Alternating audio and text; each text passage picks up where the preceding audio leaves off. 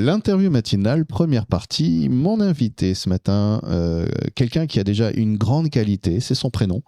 Et on va voir qu'il en a quelques autres aussi. Mathieu Bonafous. Mathieu, bonjour. Bonjour.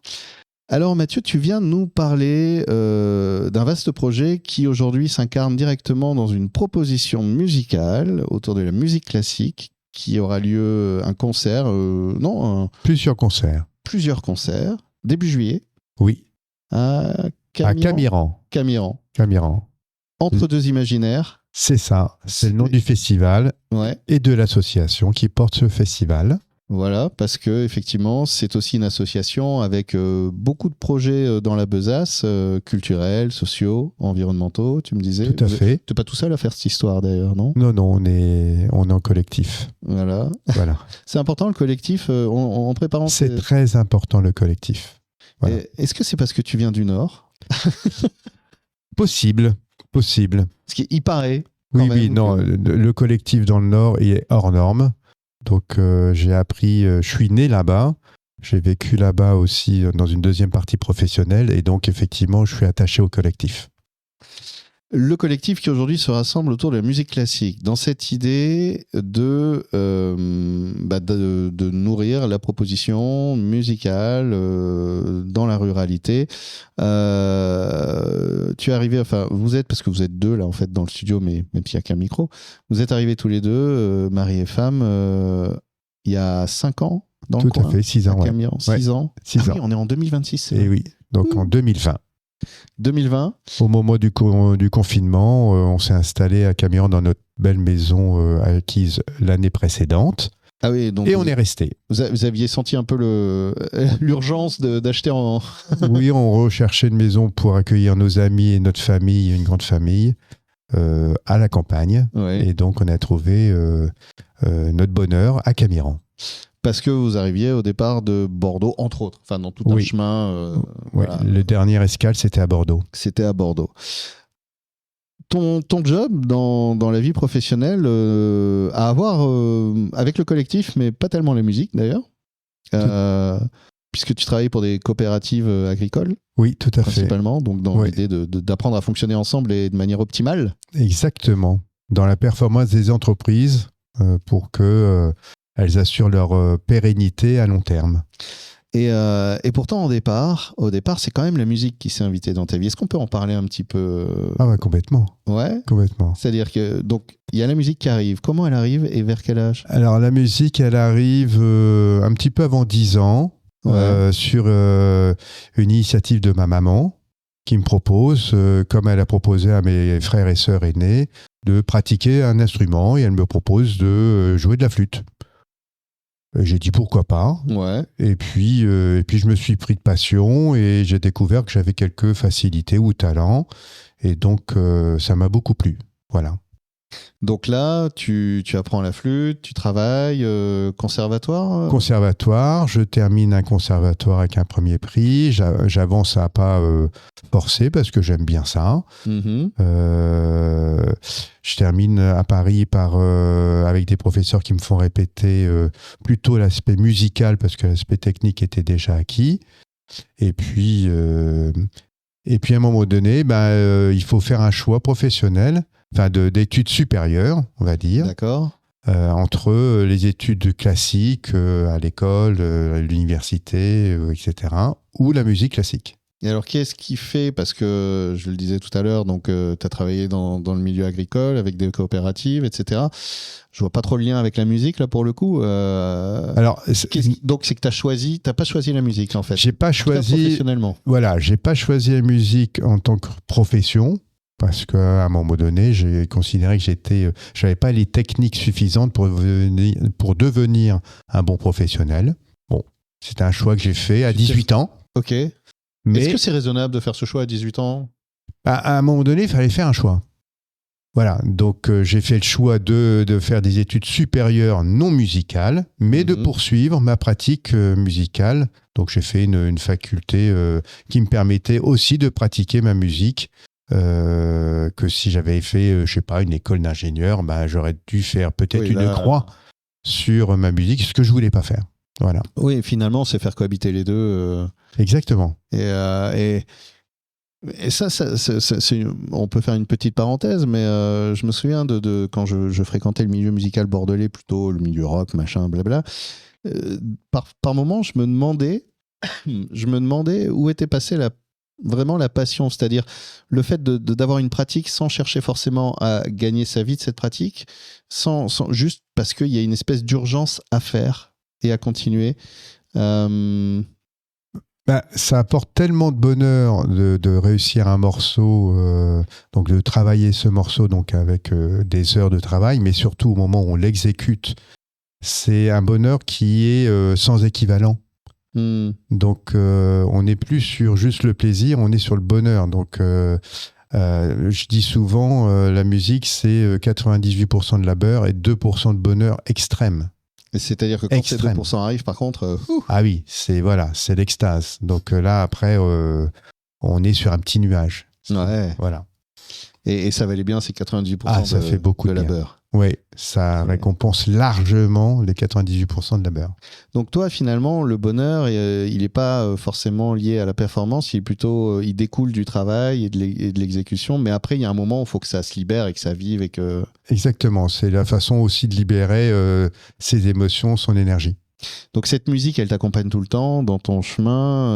À un moment, justement, tu me parlais d'une école de musique que tu montes à Lille. Oui, c'est ça. Quand j'étais à Lille, une amie flûtiste a proposé de monter cette école.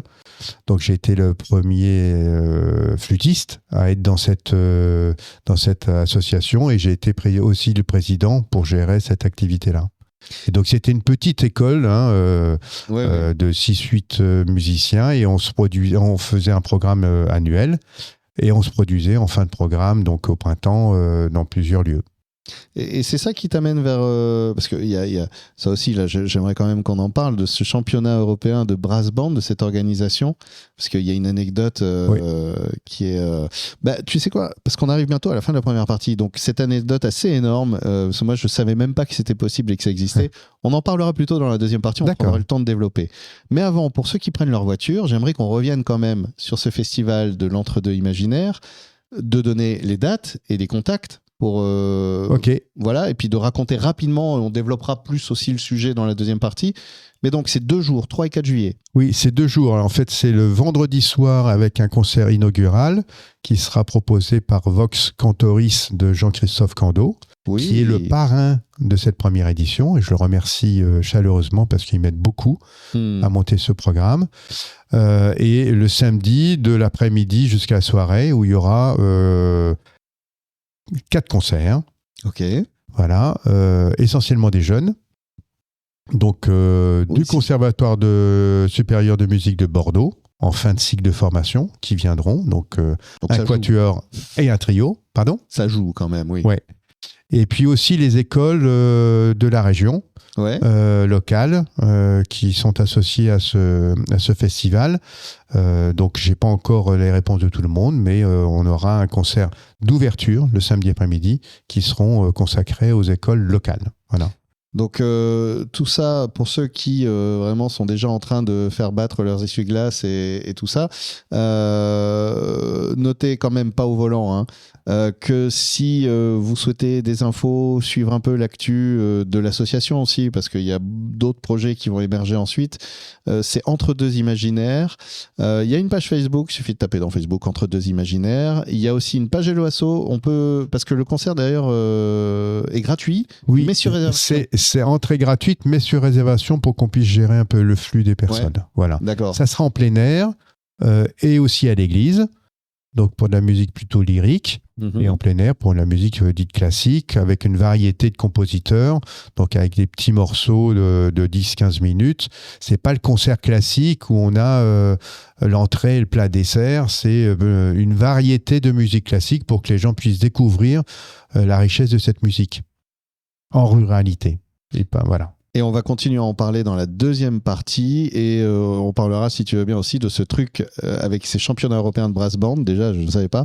De comment tu t'es retrouvé à gérer ça et à faire quelque chose avec les villes. J'avoue, je ne savais même pas que ça se faisait et ça m'a fait beaucoup sourire et on en parlera dans la deuxième partie. Très bien. L'interview matinale, deuxième partie, toujours en compagnie de Mathieu Bonafous qui vient nous parler de ce festival entre deux imaginaires, de la musique classique à Camiran, les 3 et 4 juillet. Tout à fait. Vendredi soir, Ouais. samedi. Samedi et samedi soir pour la festivité, avec un dîner et la buvette qui sera ouverte jusqu'à un peu tard pour permettre des rencontres, discussions, voilà, et passer un bon moment. Et passer un bon moment, alors... Pour ceux qui ont envie d'ailleurs, c'est gratuit. Hein. Rappelons, les concerts sont gratuits. Il suffit juste de réserver sur Hello Asso entre deux imaginaires. On revient sur le bon moment. Tu le disais dans la préparation de cette interview, tu me disais, voilà, la performance, ça ne doit pas être au détriment de l'émotion. Et que tu évoquais avec beaucoup d'émotion justement ces moments où dans la musique classique, tout devient à l'unisson. Oui. Et vient transporter... Alors, ça, c'est la différence entre des musiciens qui jouent chacun leur partition dans leur coin, très bien, mais qui n'arrivent pas à produire le son du compositeur, le son unique. Et il y a un passage où les gens s'écoutent et arrivent à faire un seul son. Et donc là, c'est vraiment l'émotion totale, y compris pour les musiciens, mais aussi, surtout pour le public. C'est ça, c'est d'emmener dans quelque chose d'assez... D'un coup, on est hors du temps. C'est ça, c'est plus une somme d'instruments, c'est un seul son qui est voulu par le compositeur initial, quand même. Et évidemment, j'imagine que quand tu vas chercher ces musiciens du conservatoire, quand tu vas proposer ce festival, c'est ce que tu espères fabriquer. Donc je veux avoir quand même de la bonne qualité, de la très bonne qualité. On se doit d'apporter cette très bonne qualité au public, mais c'est d'abord de l'émotion et pas de la performance pure. C'est vraiment, embarquer les gens dans quelque chose, un moment. Exactement, et qui trouvent leur compte en disant ce morceau-là, je l'ai bien aimé, ce morceau-là, je ne l'ai pas aimé, mais j'ai ressenti de l'émotion. Et ça, c'est là que la musique aussi en direct, avec les musiciens, avec l'ambiance, avec le public aussi, qui change la donne. C'est d'où l'importance des fois de quitter Spotify et de revenir un peu au milieu du... Alors, le réel change tout.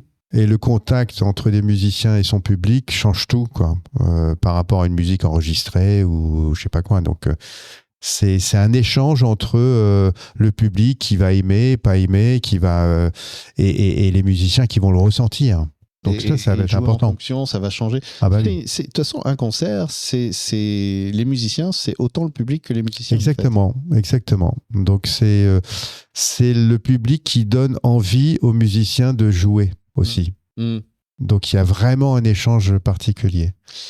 Le 3 et 4 juillet, tout ça, c'est à Camiran, ça éclot à Camiran pour cette première édition. J'imagine que faire des concerts gratuits, ça peut pas se faire tout seul. Il doit y avoir du monde derrière qui essaie de te soutenir, la municipalité peut-être. Alors il y a la municipalité, il y a normalement la communauté de communes qui devrait m'aider. J'en saurai plus à la fin du mois de mai. Il y a surtout toutes les associations de Camiran qui sont derrière ce projet. Donc, ils vont se mobiliser pour aider à monter ce projet. Il y a beaucoup de gens qui ont donné, donc dans une campagne de dons, donc pour soutenir cette association, et quelques entreprises qui lui permettent de financer et de rendre ce projet gratuit pour le grand public. Ouais, c'est culotté de faire du gratuit comme ça, parce que c'est quand même une sacrée logistique à gérer. Oui, c'est une sacrée logistique. C'est pour ça aussi qu'on prend des jeunes qui sont non professionnels, donc qui coûtent forcément beaucoup moins cher que des professionnels. C'est aussi rendre à ces jeunes-là une tribune pour pouvoir exprimer leur talent. Ça aussi, c'est important pour eux. C'est des années de travail et une année en particulier, la dernière année, pour avoir ce diplôme. Donc, c'est important pour eux de pouvoir se produire devant le public. Donc, voilà. Et j'espère l'année prochaine convertir plus d'entreprises pour avoir un budget plus conséquent et faire grandir et vivre ce festival. Et alors attention, parce que c'est pas impossible que des fois, si vous soutenez entre deux imaginaires, vous vous retrouviez à être remboursé de ce que vous avez soutenu. J'avais promis de raconter cette petite anecdote pour revenir sur ton propre parcours, donc à un moment donné, tu te retrouves à participer ou même à gérer l'organisation du championnat européen de brass band. Tout à fait. Donc Alors, ça, c'était... le championnat européen de brass band, c'est chaque année en Europe. Et donc, chaque pays fait son concours national.